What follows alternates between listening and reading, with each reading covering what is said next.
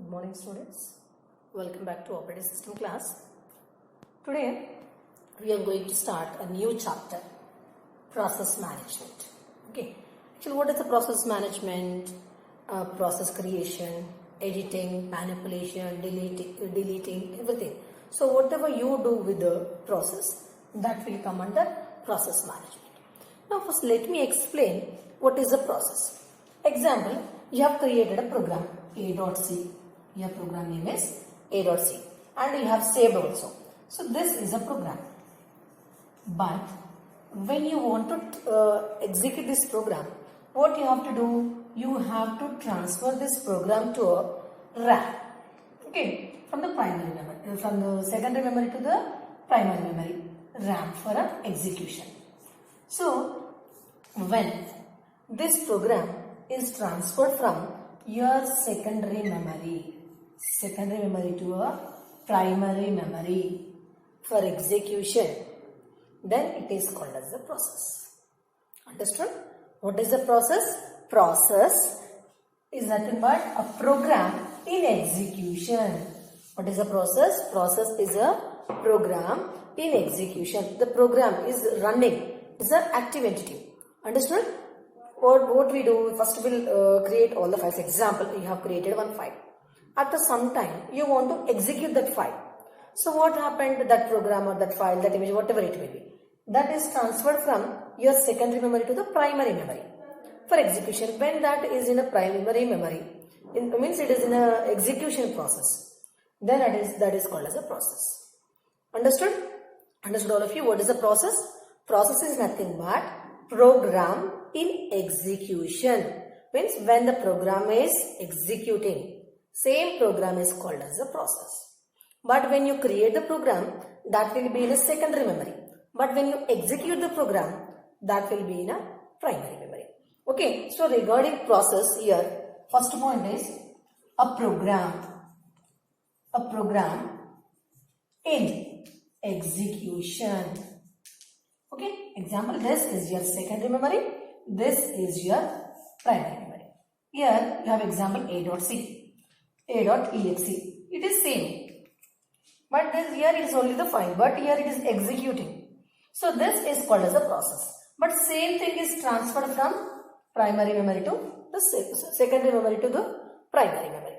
Okay, example, A.C is a lecturer. Lecturer is there in the class. That is the program. But when lecturer is teaching something, that is called as a process. Understood the difference? When lecturer is there in the class, that is a program. When lecturer is continuing her teaching, she is explaining something, then that is called as a process. Understood? So here program is a passive entity already created. See, and whereas your process is a active entity. Understood all of you? Program in execution is called as a process. Understood the example? Now, program is a passive entity already created. Whatever program you have created, that program you are executing. When that program is executing, that will become a process. Understood? Now, when there is a process, what does a process look like in the memory? So here I will give you one structure I will give. Stack. Next, here heap you can take, data you can take, the last one is a text you can take. When there is a process, how it looks in a memory. Okay, first one is a stack. Actually already explained stack. Stack what it is a temporary, it contains temporary data. Temporary data means when you create the program and that program contains any functions and that functions contain different parameters and arguments where the data is stored temporarily. That type of information is stored with the stack, means which stores the temporary information. Understood? The next one is a heap. Actually, what is a heap is, example, you are executing a program and you are taking a user input from a user. Okay, so when you are taking input from a user, dynamically that input should be stored in a memory.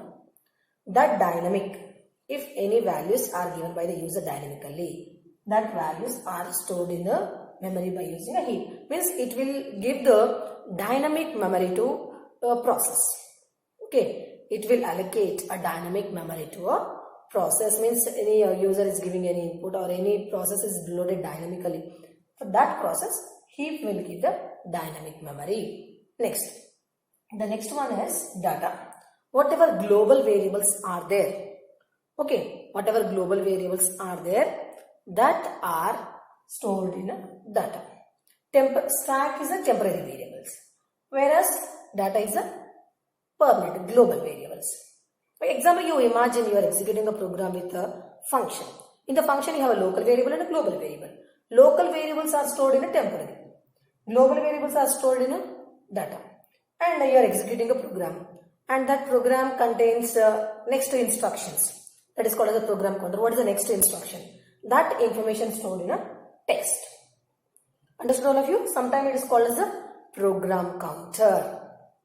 Understood all of you? This is a structure.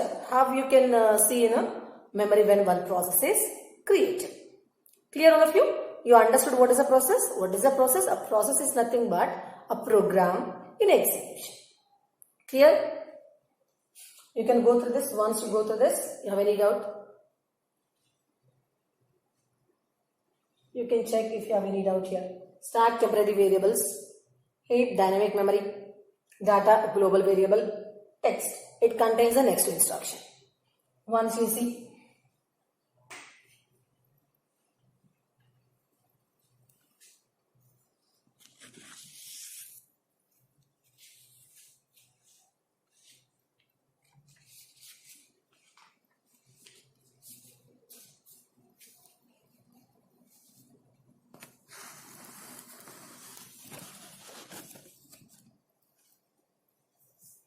Okay, understood? The next topic is this one under process introduction part. The next one is a process state. Okay, process state. Process state means example. What example I have given? When lecturer is there in the class, that is the program. But when lecturer is teaching something, then that is the process. So here the position of the program is changed. Similarly, when process enters into a RAM, the position, the state of the process will change. So here process is nothing but the current status, the current state actually. The current state of the process means it is waiting for any input or output devices, or it is waiting for a CPU, or it is waiting for any signal. And whether memory is there or not, it is waiting for a memory. Okay, so based on that, here we have different types of process. Understood? What is the process? Process is nothing but current state of the process. Understood process? Now here I will give you one picture. Okay students, this is a states of the process. Okay. So here what is the state, how many states of the process we have is when process is created, when process is called, means you want to execute a program. So when you want to execute a program, that program should be transferred from your secondary memory to the primary memory. That is a new state. The first one is how many states we have? First one is a new state. What is a new state? In the new state, process is transferred from secondary memory, means process is called from secondary memory to the primary memory for the execution. Understood what is a new state? Under new state, process is called from secondary memory to primary memory for execution. We are calling. Okay, you need to give the call. Already I have explained the system calls. The second one is the ready state. After calling, The next one is the ready state. Ready state means the process is called that is in a RAM and it is waiting for the CPU time. Okay, that is called as a ready state. It is ready for execution. CPU has to give the time. That is the second state. What is the second state? Ready. Ready is nothing but process is ready for execution and it is waiting for a CPU time. The next one is a when CPU time is given. When CPU has given the time, then process is transferred from ready state to the running state. Understood? When CPU time, then process transferred from your ready state to the running state. But due to any reason, if one process is running, I am explained in the class, and the principal sir has came and he want to continue, he want to give us some urgent message. So what happened? I will leave the class and I'll give my session to a principal sir. I'll give my class to a principal sir.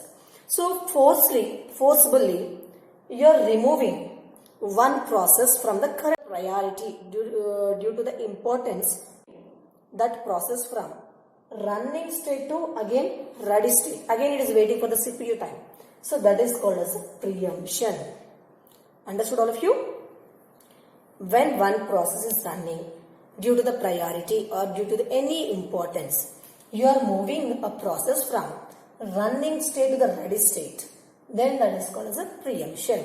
Again the process is waiting in the ready state. When the processor gives the time, again it is loaded into a CPU. That is the second ready state. The next one is here you can give one more state. Waiting state. Waiting means the process is waiting for the CPU. That also you can give. Here I have not given. But that state also you can give. Process is ready for the execution and it is waiting for the CPU time. That is a wait state. Okay. Now the process is running. Okay. What is the second state here? Process is running. And the process is blocked. Actually, what is the process blocking? Actually, due to any other, you are taking input from any other program and you are waiting for that program to execute completely because you are taking input from that program. So in that case, what happened? The processor will suspend your program. That is called as a blocked. Your process is blocked due to some input which is given by the another process. Then you have to wait. So firstly again your process is not in a waiting state. Your process in a blocked state. When the processor will get the input, again your process will be in a running state. Okay. Here also again blocked. It is a queue again. Means when more than one processor are there, internally the processor will maintain a queue. So here a blocked queue is full. Still the processor blocked. Then that is called as a blocked suspended. Understood? Blocked processor are there. But that queue, processor will maintain the queue for each and every process so that it can execute the process sequentially. That is called as a queue. So blocked suspended means the queue, blocked queue, whatever is there now, that is full. Still the processor coming. So what happened? Whatever new processor coming, that will be blocked suspended. Understood? And blocked suspended, it may unblock. What is the unblock? It will be ready suspended. Ready suspended means more number of processor are waiting for the CPU. Then that will be ready suspended. Ready suspended means already processor waiting. That queue is full. So whatever processor waiting, that will move from ready to ready suspended. Understood all of you? Next here, process is entered from ready to the running. And running is completed, program execution is over. Then it will be terminate. What it is called as the execution. Understood all of you? When the process is called from the secondary memory to the primary memory, that will be in a new state. And when the process is waiting for the CPU, it is ready for execution. And it is waiting for the CPU, that is called as a ready. When the process got the CPU time, that will be the running state. Next, if in the running state, if the process is waiting for other programs output, then the process is moved from running state to the blocked state, and more number of processes are in the blocked state, then that queue will become a full. So in that, some processor, new coming processor will be in a blocked suspended. Blocked suspended process can move from blocked suspended is processor executing. So some process will unblock if the input is received. Then means for whatever input they are waiting, if that input is received, then blocked suspended process will move into unblocked ready suspended. Again it is ready for the ready, next running. So if any process want to execute, it should come from the running only. Understood all of you? Once you go through this.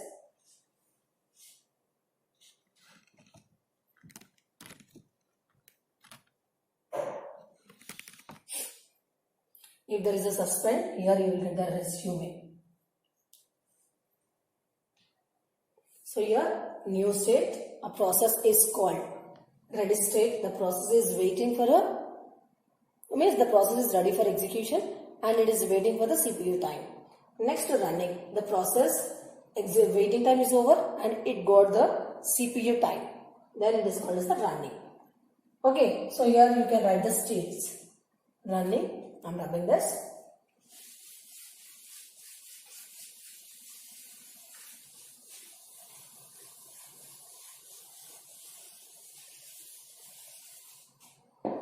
Wait, running. This is very important. Running, blocked. You can include execution also. Running will come as blocked, suspended, and ready, suspend. Okay, these are the states of the process. When process is called from secondary memory to the primary memory, it is a new state. Okay, when process is entered into a CPU and it is waiting for the CPU time for execution, then it is the ready state. It is ready for execution and it is waiting for the CPU time, then it is called as a ready state. And a process is waiting for something to happen or it is waiting for the CPU memory, that will come under the wait. And running means already program is entering into a CPU cycle, it is executing, then that is called as a running. Blocked means if any process is waiting for an input, that input is given by the another process, that is a blocked. If more processes are blocked, then blocked queue will increase full. So the new upcoming process will be in a suspended. The next one is a ready for suspended means more number of processes are waiting for a CPU time. They are ready for execution but they are waiting for the CPU time. In that case also ready queue is full. Again they will maintain the ready suspended state. Understood?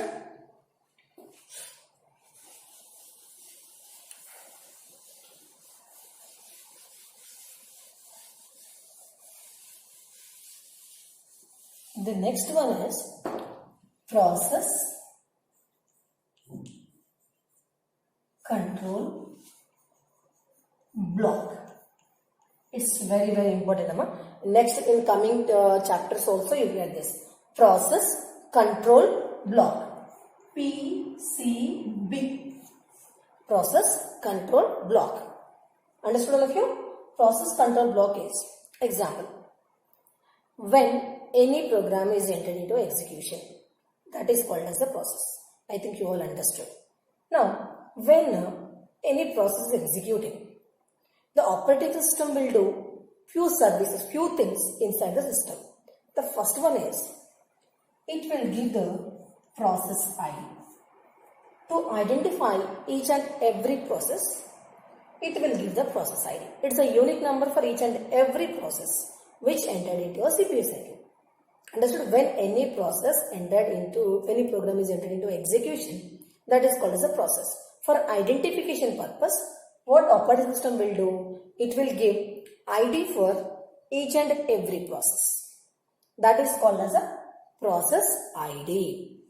And it is unique for all the process. Understood all of you? It is unique for each and every process. Okay, like your hall ticket number. Okay. Now the second one is a PCB, process control block. What is the process controlled block is? When any process entered into execution, operating system should know what that process, what is the status of that process, in which state the process is running, and it should keep track of all the things about the process. So where operating system will find that information? In a PCB block. So in a PCB block, what it actually is a data structure. It will maintain the complete information about your process. Means what is the process ID, and what is the status, it is executing or not, and what input it is used, and what how much CPU time it is used, and it has a permission to use the resources or not. Okay, what registers it is used, everything. Means when the process started till the end of the process, till the termination state, what it used and how much time it is used. Understood? That information will get inside the PCB, and operating system will get complete information about the process from the PCB block. Understood all of you? Now I will draw the PCB block data structure. Here these are the different components a PCB block contains. Total how many you have? 1, 2, 3, 4, 5, 6, 7, 8. And this 9 and 10 is a continuation of this. Okay, so the space is not sufficient. That is why I have given at the starting again. The first one is the process state. Just now explain the process state. Means what is the current situation, current status of the process? That is nothing but a process state. How many state we have? New, we have run, ready, waiting, blocked, suspended, ready, suspended. Okay, a process can be any one of that state. It should be any one of that state. Next, process privileges. Process privileges means the process is required to allow or disallow any resources. Means there are any privileges to give resource to this process, any input and output devices. The next one is the process ID. Just now I have explained process ID. What is the process ID? Whenever any process is executing, to identification purpose, to identify any process, the operating system will give the unique ID.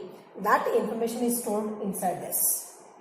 Okay, like when you enter your hall ticket number, complete information you will get, your name, your hall ticket number, your branch, your college, and what is the BSc, everything you will get. Similarly, here the process information you will get inside the PCB block, and operating system will come everything, means it will come to know what is the process status and about the process information by using a PCB block only.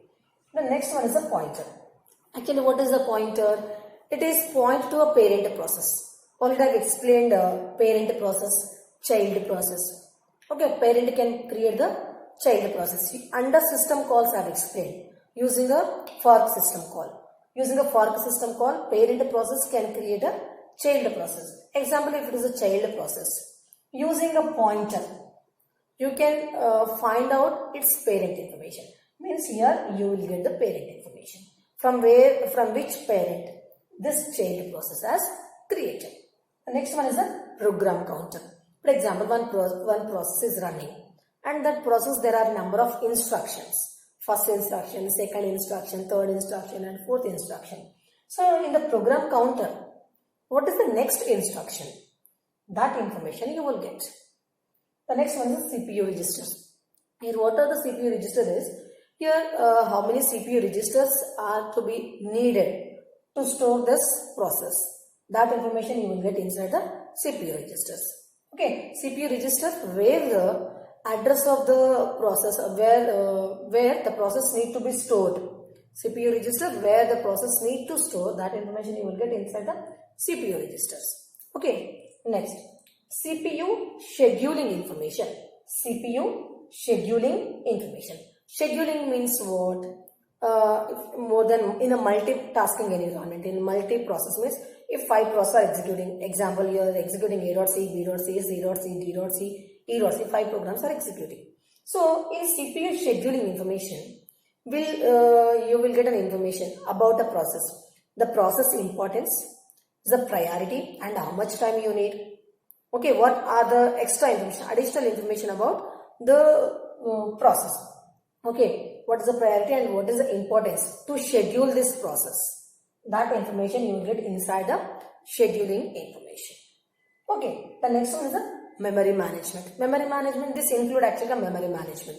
How many memory the operating system is used by different blocks using a paging table segmentation for this process. That information you will get inside the memory management. The next one is the accounting information. Accounting information is nothing but how much CPU time this process has been used. Okay, example I am explaining in the class. How much time I will use? 55 minutes. 55 minutes, that is my accounting information. Okay, how much time I have explained in the class? 55 minutes. That is my accounting information. So how much CPU time this process has been utilized? That is nothing but the accounting information. Next one is the input and output status information. How many input devices and how many output devices the process has been used. That information you will get input and output status information. Understood all of you? So complete from the starting to ending whatever the process used and whatever process state is there, everything will store inside the PCB block. Understood? Understood all of you? Okay, this is about today's class.